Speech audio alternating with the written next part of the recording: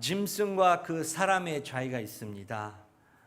노인과 그리고 젊은 사람, 청년들의 차이가 있습니다.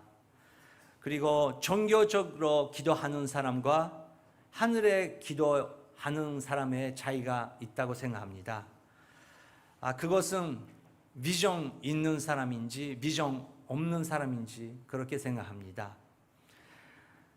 동물들, 짐승들은 금을 끊는지 그거는 여러 가지 연구가 되고 있지만 하늘의 비전을 얻을 수 있는 것은 영혼이 있는 우리들에게 하나님께서 주시는 것입니다. 나이가 많고 나이가 젊고 그것이 상관없이 하늘의 비전을 갖고 있는 사람은 성경적으로 보면 그 사람들은 영원한 청년들입니다. 나이가 젊어도 하늘의 비전을 갖고 있지 않으면 그것은 정말 이 사회에서 노인처럼 흠이 없이 비전 없이 희망 없이 살아가는 사람인 것 같습니다. 종교적으로 열심히 기도하는 사람이 있습니다. 하지만 하늘의 문이 열리고 하늘의 비전을 바라보면서 기도하는 사람들은 언제든지 어디에 있든지 거기서 하나님의 역사를 하는 사람들입니다. 그렇기 때문에 하늘의 비전이 굉장히 중요합니다. 예수님께서 하늘의 비전을 가져야 된다. 하늘의 나라가 뭔지 계속 예수님께서 제자들에게 말씀하셨습니다. 제자가 그냥 예수님을 따라가는 사람들이 차이가 있는 거라면, 어떤 것이 있는 거라면 하늘의 나라의 비전을 받은 사람들은 예수 그리스도의 제자가 되는 것입니다.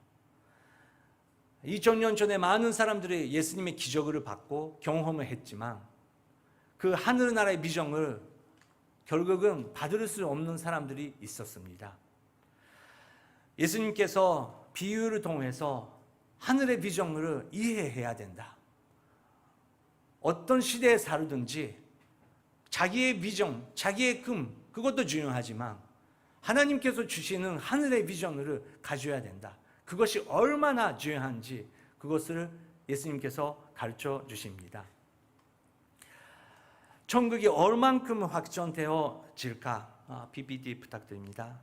천국이 얼만큼 확장되어질까?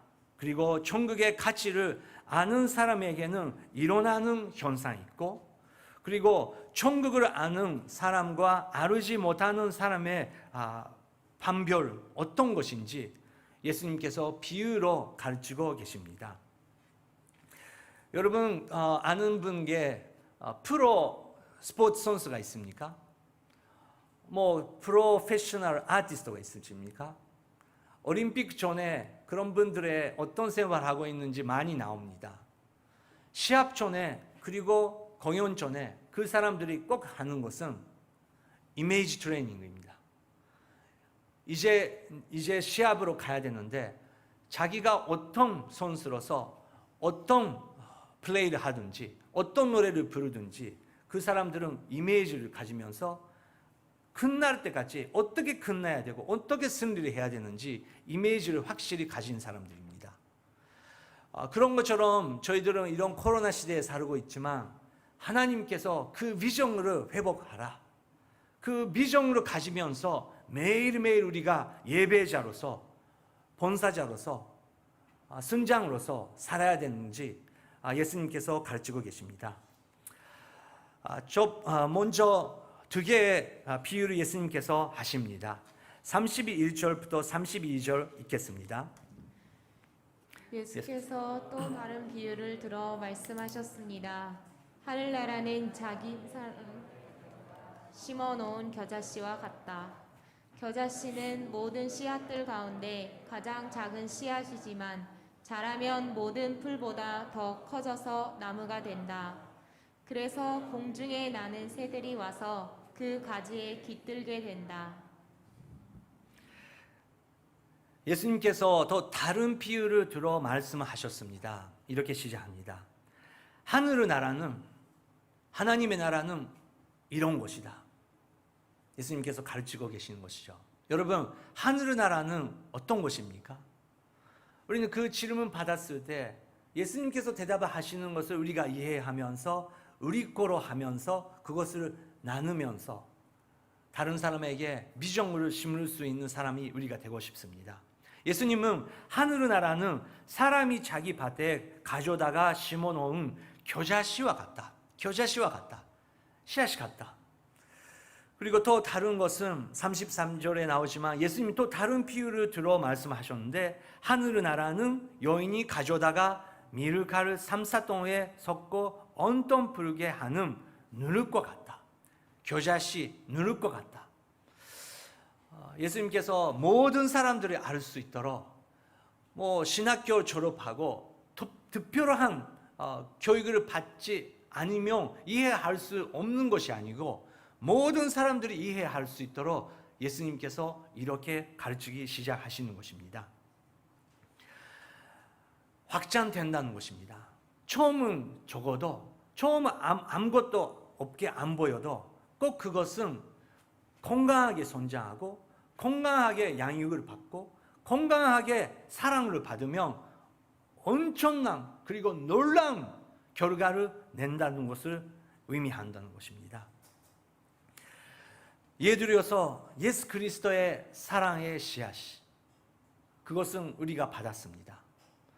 그냥 우리가 한국 그리고 일본라는 지금 이 시대에 살아나가면서 그것만 보면 우리는 소망 없습니다. 근데 우리는 하늘 나라의 국민이고 하늘 나라에 향해 살고 있는 사람이라는 것을 우리는 알아야 되고 그것은 어떤 것인지 예수님께서 말씀하고 계십니다. 처음은 그것은 안 보이는 만큼 작은 것이다. 예수 그리스도의 사람도 우리는 사람 모르고 사랑을 오해하고 자기 마음대로 사랑을 하려고 또 사랑을 받으려고 열심히 해왔는데 그래도 가라오케에 가고 사랑의 노래 불어도 영화관에 가고 사랑에 대한 영화를 보고 감동 받을 수 있을 때가 있지만 그것은 우리 인생을 변화시킬 수도 있지만 깊은 곳에서 그것이 생명력 있게 변할 수 없다는 것이죠. 왜냐고요? 머리로 이미지하는 것이랑 정말 마음으로 경험하는 것이 다르기 때문에 그렇습니다. 하지만 저희들은 예수 그리스도를 만났을 때 이것이 사랑이다. 그것을 받았고 그것을 감격받았기 때문에 우리는 예수님을 믿는 것을 결단했습니다. 거기서 시작하는 것이죠.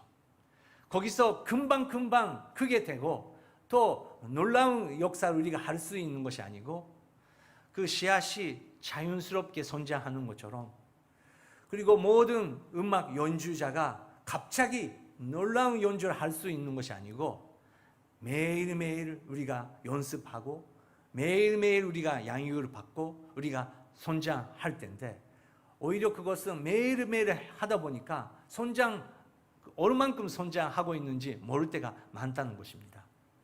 하지만 예수님께서 꼭 그것은 성장한다. 놀랍게 성장한다.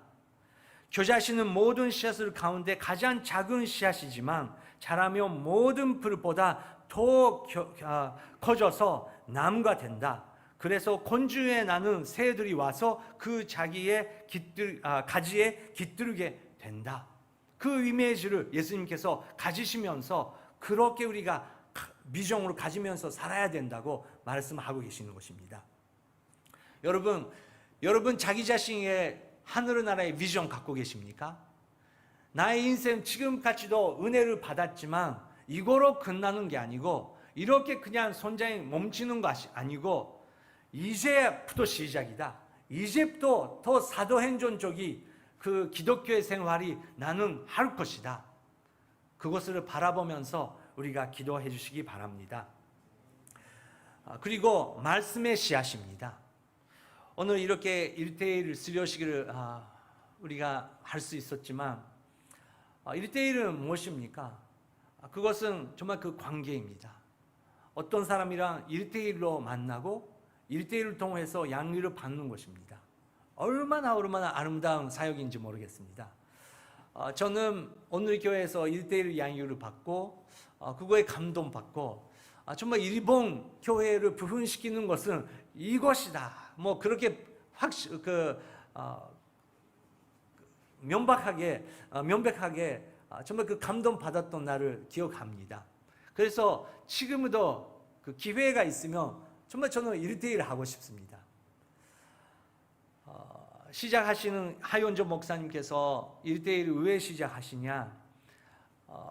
우리는 기존 교회는 목사가 이렇게 한 명 쓰고 또 대중에게 이렇게 설교하는 것이 이것이 예배라고 생각하고 있는데, 다시 한번 예수님의 인생을 바라보면 당연히 그렇게 예수님께서 가르치시는 날도 있었지만, 많은 교회는 예수님께서 1대1로 만나시고 그 사람의 이야기 들어주고 그 사람 이야기 들으면서 문을 발견하면서 거기에 예수 그리스도의 하나님의 말씀을 소개하면서 하늘 나라의 비전을 회복해 주시는 그런 역사를 하시는 것입니다. 여러분, 우리가 그것을 할 수 있다는 것입니다. 언젠가 저도 목회자를 은퇴하겠죠. 근데 저는 1대1이 있다는 게 얼마나 감사한지 모르겠습니다. 지금 때같이 1대1을 하고 싶습니다. 여러분도 그 그물을 왜 그거를 해야 되는지. 왜냐고요? 우리가 말씀 씨앗을 뿌릴 때 놀랍게도 그 씨앗이 성령님의 역사를 통해서 엄청난 성장을 우리가 함께 볼 수 있다는 것입니다. 하나님께서 아브라함에게, 이삭에게 하늘나라의 비전을 보여주셨습니다. 밖에 나가보라고, 하늘나라 바라보라고, 별을 세보라고. 여러분 해본 적이 있으십니까? 저는 28년 전에 처음으로 한국 가면서 어딘지 지금 기억은 못해요. 근데 한국 찬양팀이랑 컨티넨탈 싱가즈라는 한국팀이랑 여행했습니다. 다 30명 한국분이고 저는 혼자 일본 사람인데 한국어 하나도 모르니까 혼자 있을 때가 많이 있었어요. 근데 어떤 날 북쪽이 처음에 갔는데 밤에 혼자 좀 외로워가지고 밖에 나갔는데 엄청난 그 별들이 저는 봤습니다. 근데 그거를 보면서 그거를 세울 수 있냐? 근데 하늘 나라는 이렇게 될 것이고 너의 한 명 하나하나의 사역은 결과는 이렇게 될 것이다. 그래서 비전으로 계속 가지라. 예수님 하나님께서 그렇게 말씀해 주신 것을 아직도 기억합니다. 우리도 그냥 예배를 참석하는 것이 아니고 우리가 회복되고 우리가 훈련받고 또 성령님께서 만나게 해주시는 한 명만 만났을 때 그 사람을 통해서 놀라운 하나님의 역사가 일어날 줄 믿습니다. 34절 35절 읽겠습니다. 예수께서는 사람들에게 이 모든 것을 비유로 말씀하셨습니다. 비유가 아니면 아무 말씀도 하지 않으셨습니다. 이는 예언자를 통해 하신 말씀을 이루시려는 것이었습니다. 내가 입을 열어 비유로 말할 것이다. 세상이 창조된 이래로 감추어진 것들을 말할 것이다. 네, 이것은 시편 78편 2절에 나오는 시인 아세프의 말씀이죠. 그냥 시인지 알았더니 그 시인의 입술을 통해서 메시아 예언을 하고 있는 것입니다. 내가 입을 열어 비유로 말할 것이다. 그래서 예수 그리스도의 비유를 어떻게 우리가 이해하고 있는지 굉장히 중요하다는 것입니다. 세상이 창조된 이래로 감추어진 것들을 말할 것이다. 여러분 그거 이해할 수 있습니까? 세상이 시작할 때부터 창조된 이래로 감추어진 것이 있다는 것입니다. 그것을 알리기 위해서 어떤 사람에게 비유를 말하고 어떤 사람은 그것을 캐치하면서 나는 앞으로 이렇게 살면 안 되고 이 비전을 가지면서 살아야 된다고 눈이 열리는 사람들이 있다는 것입니다. 요한계시록도 그렇습니다. 그것은 예수 그리스도의 모든 교회, 모든 교인들에게 주시는 편지입니다. 요한계시록은 어렵다고 많은 사람들은 말씀하시지만 제가 몇십 병 가르치면서 해보니까 당연히 어려운 부분이 있습니다. 근데 제가 알게 된 것은 하나님께서 최고의 방법으로 제일 우리가 알아들을 수 있게 비유를 사용하면서, 그림을 사용하면서 예수님께서 우리에게 알려주시는 방법이구나. 그래서 어린 아이들도 그 이야기를 들으면서 이해할 수 있다는 것입니다.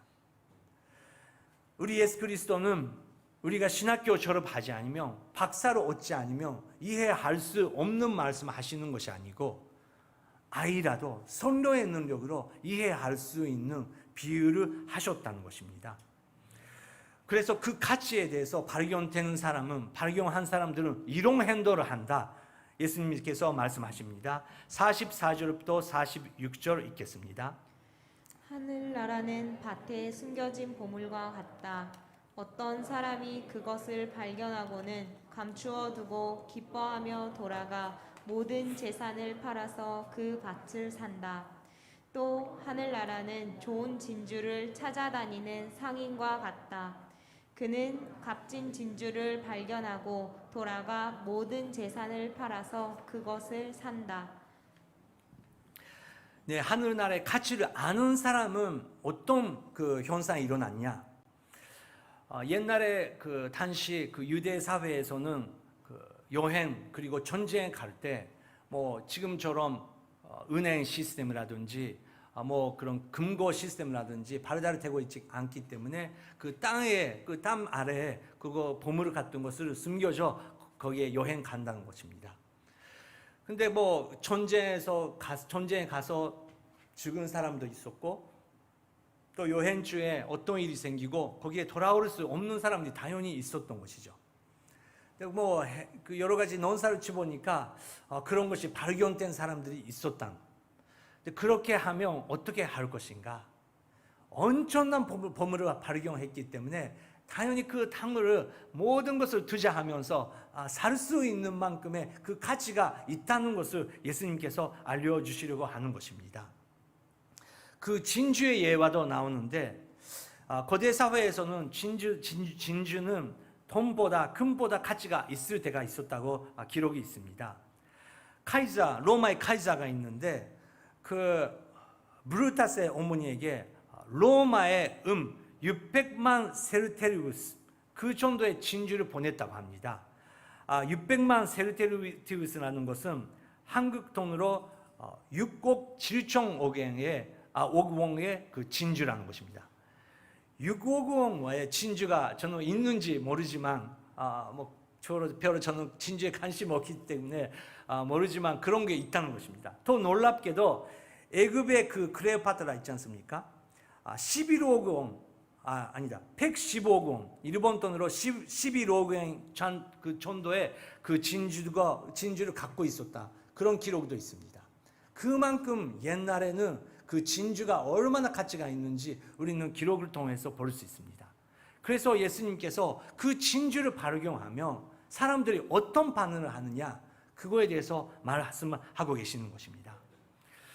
근데 여러분, 잠깐 우리가 조용히 생각하고 싶은데, 정말 저희들은 그 가치를 여기에 발견하고 있는 건가요?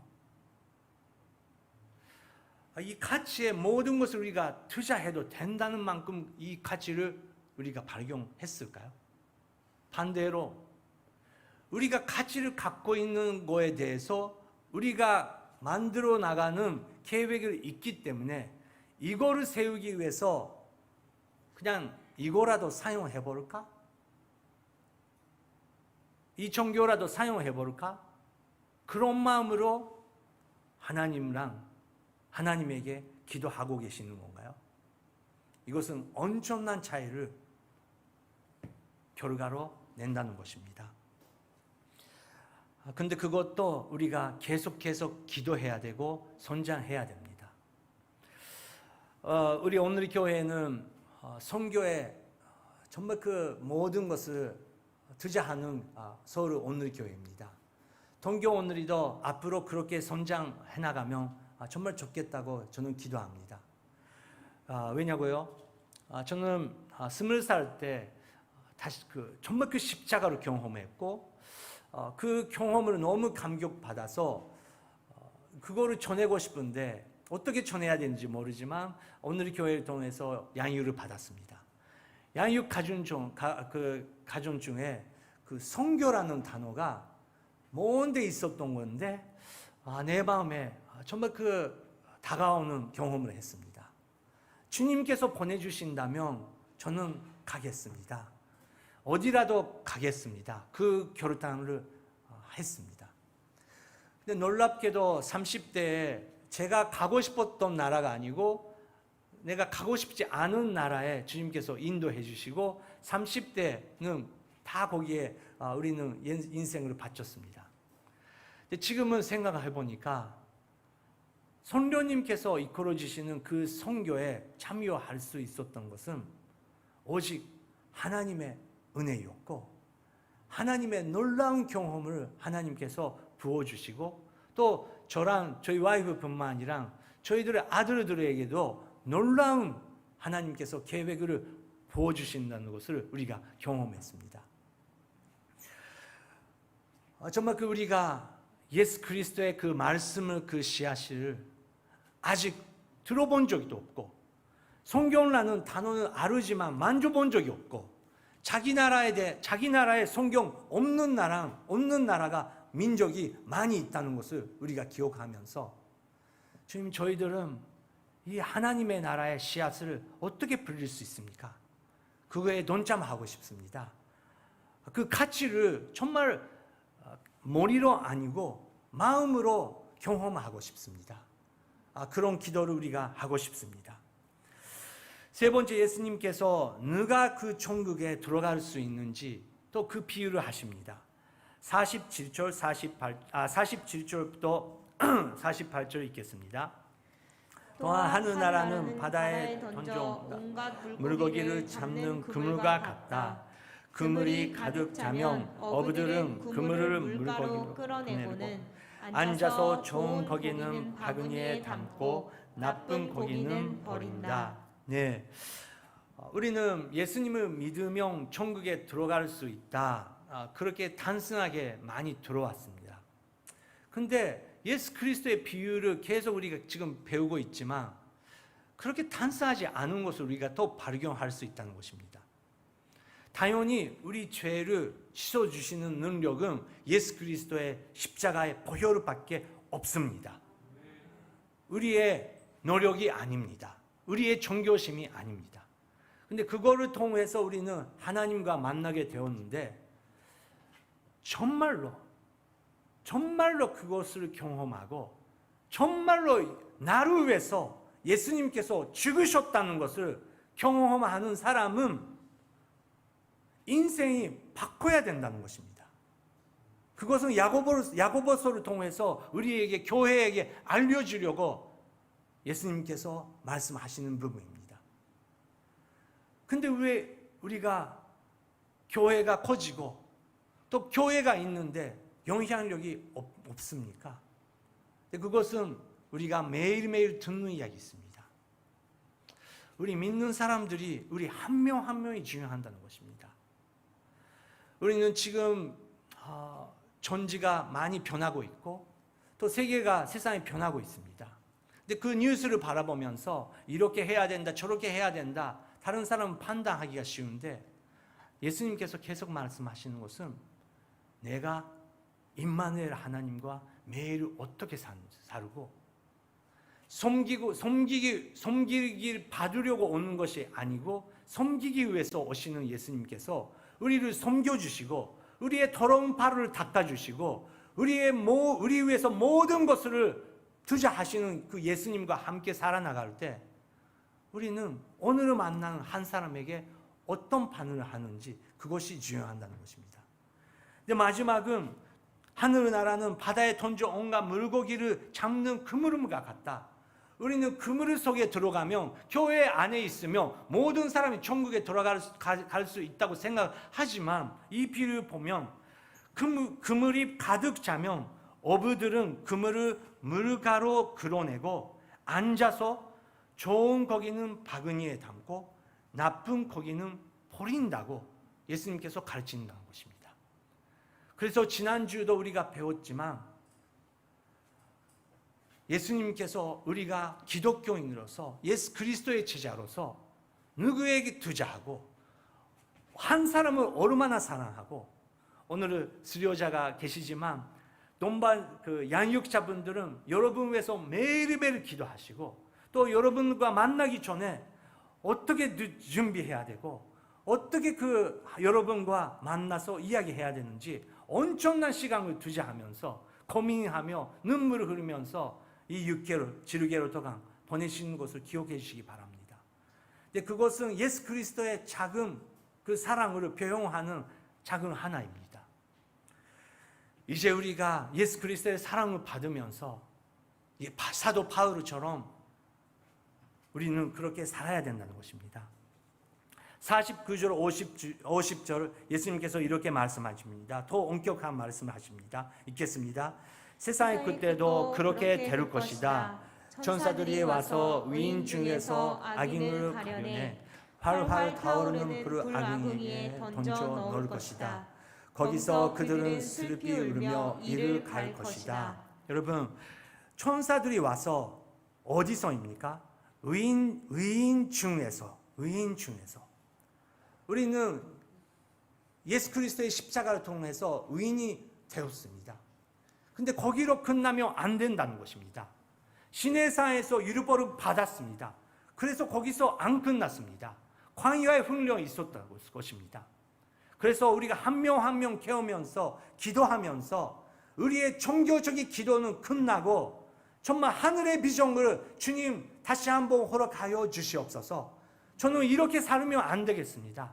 저는 이렇게 여름에 없는 그냥 종교적인 생활을 이제 그만두고 싶습니다. 그냥 아들들에게, 자녀들에게 그냥 종교를 가르치는 것이 아니고 내가 가정 안에서 예수 그리스도의 손이 되고 입이 되고 귀가 되고 싶습니다. 우리가 그렇게 기도하고 싶습니다. 그래도 가까운 사이에서는 당연히 어려움이 있습니다. 예수님도 그렇다는 것입니다. 56절부터 51절부터 같이 읽겠습니다. 오늘 51절부터 56절 읽겠습니다. 예수께서 물으셨습니다. 너희가 이 모든 것을 깨달았느냐? 제자들은 이해하고 대답했습니다. 예수께서 그들에게 말씀하셨습니다. 그러므로 하늘나라의 제자가 된 모든 율법학자는 새 것과 오래된 것을 자기 창고에서 꺼내주는 집주인과 같다. 예수께서 이런 비유들을 끝마친 후에 그곳을 떠나셔서 고향으로 돌아가 유대 사람의 회당에서 사람들을 가르치기 시작하셨습니다. 사람들이 놀라 물었습니다. 이 사람의 이런 지혜와 기적을 행하는 이런 능력이 어디서 났느냐? 이 사람은 한납 목수의 아들이 아니냐? 어머니는 마리아이고 동생들은 야고보와 요셉과 시몬과 유다가 아닌가? 그 너희들도 모두 우리와 함께 있지 않은가? 그런데 이 사람은 도대체 이 모든 것들을 어디서 얻었는가? 여기까지요. 예수님께서 또 계속 말씀하시는데 모든 율법 학자는 새 것과 오래된 것 그것을 자기 창고에서 꺼내는 그 집주인 것 같다. 그렇게 말씀하십니다. 이 부분은 어떤 의미입니까? 우리는 구약의 그 계약이 알고 있습니다. 또 새로운 계약을 알고 있습니다. 그냥 새로운 계약만 주장하면 안 되고 정말 하늘나라 하나님께서 창조된 처음부터 약속을 하시는 그 메시아의 방법을 우리가 구약 성경을 해서 권하고 또 신약 성경을 보면서 그것을 사람들에게 알려줘야 된다. 그렇게 예수님께서 가르치고 계시는 것입니다. 근데 고향으로 갔는데 회당에서 예수님께서 그렇게 가르쳤습니다.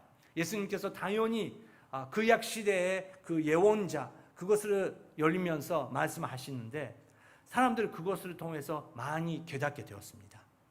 근데 제일 가까운 사람들은 깨닫지 못했던 것입니다. 아는 사람들, 예수님의 어린 시절부터 아는 사람들은 우리가 예수 다 아는데 그 형제들도 다 아는데 그 사람은 어디서 이 지혜를 또 이런 능력을 얻었느냐? 그렇게 지름은 낮다는 것입니다. 그거를 통해서 예수님께 겸손히 다가가면 좋았었는데 어떻게 했습니까? 57절 58절을 읽겠습니다. 그러면서 사람들은 예수를 배척했습니다. 그러나 예수께서 그들에게 말씀하셨습니다. 예언자는 자기 고향과 자기 집에서만은 배척당하는 법이다. 예수께서는 그곳에서 기적을 많이 베풀지 않으셨습니다. 사람들이 믿지 않았기 때문이다. 네, 그러면서 사람들은 예수를 배척했다는 것을 기록되고 있습니다. 너무너무 안타까운 기록입니다. 여러분, 오해하지 마십시오. 당연히 가전천도는 쉽지 않은 것입니다.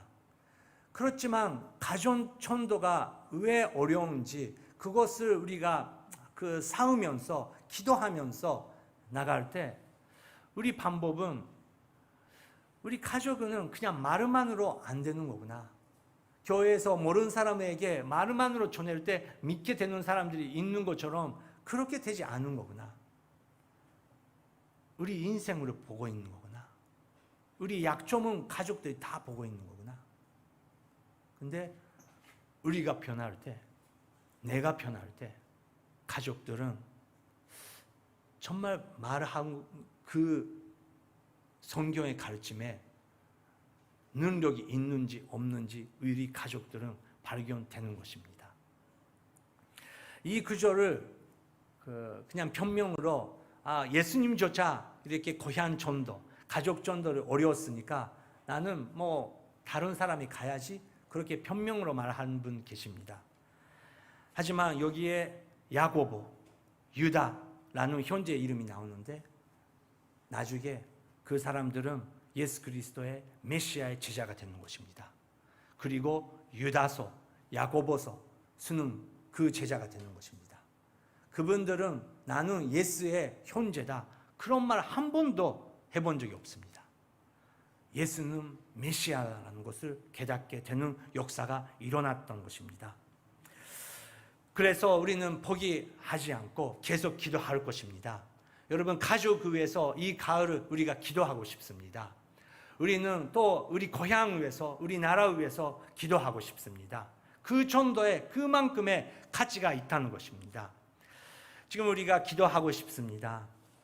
먼저 다른 사람을 위해서 기도하기 전에 나의 마음이 중요합니다. 주님, 다시 한번 성도의 능력으로 내가 하늘 나라의 가치가 이해할 수 있도록 주님, 저의 눈으로 다시 한번 열어주시옵소서. 그 가치를 알게 되면 나의 인생은 변할 것입니다. 주님, 나의 눈으로 열어주시옵소서. 함께 자기 자신을 위해서 기도하시겠습니다. 하나님 아버지, 감사드립니다. 이런 시대입니다. 기도 제목이 많이 있습니다. 불안하고 어려움이 많이 있습니다. 하지만 다시 한번 어제까지의 나의 경험이 아니고 오늘 2020년도 10월 달에 하늘의 문을 여리사 하늘의 비전을 허락하여 주시옵소서. 하나님 아버지여, 하늘 나라의 비전을 회복해 주시사 영원한 천년처럼 하나님의 제자처럼 하늘 나라의 기도를 제가 주님께 드리고 싶습니다. 그 비전을 회복하여 주시옵소서. 주님, 역사하여 주시옵소서. 주님, 역사하여 주시옵소서. 지금 이 시간 저희들은 한 마음으로 사랑하는 한국교회에 위해서 기도하고 싶습니다. 동교에서 우리가 중보 기도를 매일 해야 됩니다. 주님, 한국 땅을 축복하여 주시옵소서. 한국 전지 위해서 기도해야 되지만 먼저 한국에 계시는 모든 하나님을 믿는 사람들은 한국 사람, 일본 사람 상관없이 하늘 나라의 비전을 회복하여 주시옵소서. 그 하늘 나라의 비전을 가지면서 섬기며 사랑하고 기도하며 또 섬기며 예수 그리스도의 십자가 길을 갈 수 있도록 주님, 한국 교회를 축복하여 주시옵소서. 두 손을 들고 한국 교회에 위해서 함께 기도하시겠습니다. 주여, 하나님 하나님 아버지, 한국 교회를 축복하여 주시옵소서. 우리 일본을 사랑해 주시는 한국 목회자들, 한국 목사님들, 한국 선교사님들을 축복하여 주시옵소서. 하늘의 나라의 비전을 다시 한번 회복하여 주시옵소서. 존지가 아니고 교회의 조직이 아니고 주님 하늘의 문으로 열리사 예수님께서 비유로 가르쳐 주시는 하늘의 나라의 가치를 다시 한번 회복하여 주시옵소서. 주님의 비전을 회복하여 주시옵소서. 눈물을 회복하여 주시옵소서. 주님의 마음, 주님의 말씀, 주님의 사랑으로 회복하여 주시옵소서. 주님 역사하여 주시옵소서. 주님 만져 주시옵소서. 마지막 저국에 계시는 우리 가족을 위해서 기도하고 싶습니다. 여러분 포기하지 마십시오. 우리는 계속 예수님의 마음을 담고 우리 가족에 섬기겠습니다. 사랑으로 표현하겠습니다. 소망으로 나누겠습니다. 우리 가족을 주님 만져주시옵소서. 사랑으로 이 가을을 풍성하게 주님 우리 가족을 축복하여 주시옵소서. 가족을 위해서 마지막 함께 소망을 가지면서 기도하시겠습니다. 하나님 아버지 감사드립니다. 주님 역사하여 주시옵소서. 주님 우리 가족 한 명 한 명을 만져주시옵소서. 우리 아들, 우리 어머니, 우리 자녀, 우리 다루들을 축복하여 주시옵소서.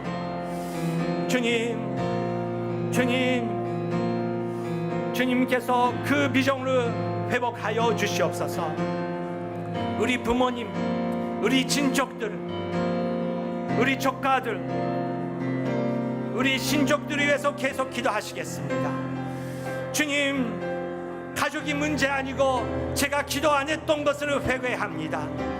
가족이 문제 아니고 제가 하늘의 나라의 비전을 이뤘던 것이 문제입니다. 주님, 저의 기도를 다시 한번 회복하여 주시옵소서.